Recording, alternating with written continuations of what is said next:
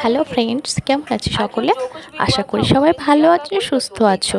আজকে একটা নতুন ভিডিও নিয়ে চলে এসেছি। হঠাৎ করে বাগানে ঘুরতে ঘুরতে এই অদ্ভুত জিনিসগুলো দেখতে পেলাম। দেখো তো, তোমরা কেউ চেনো কিনা এই জিনিসটাকে? কোনো কিছুর ডিম। তো আমার শাশুড়ি মা বাগানে কচু গাছের গোড়া পরিষ্কার করছিল, করতে গিয়ে এই ডিমগুলোকে পেয়েছে। তো ওনার মতামত যে এগুলো হলো সাপের ডিম, এবং ডিমগুলো তোমরা ভালোভাবে দেখো বুঝতে পারবে একটু নরম নরম টাইপের, মানে একটু লিকুইড মনে হচ্ছে ওর মধ্যে, স্পঞ্জের মতো ওর ভিতরটা, মানে হাত দিলে মনে হচ্ছে স্পঞ্জের মতো। তো আমি দেখিনি আগে, হয়তো হতে পারে সাপের ডিম। তোমাদের কার কি মত জানিও, আমাকে কি হতে পারে আমাকে জানিও। আর আশা করি ভিডিওটা তোমাদের ভালো লেগেছে।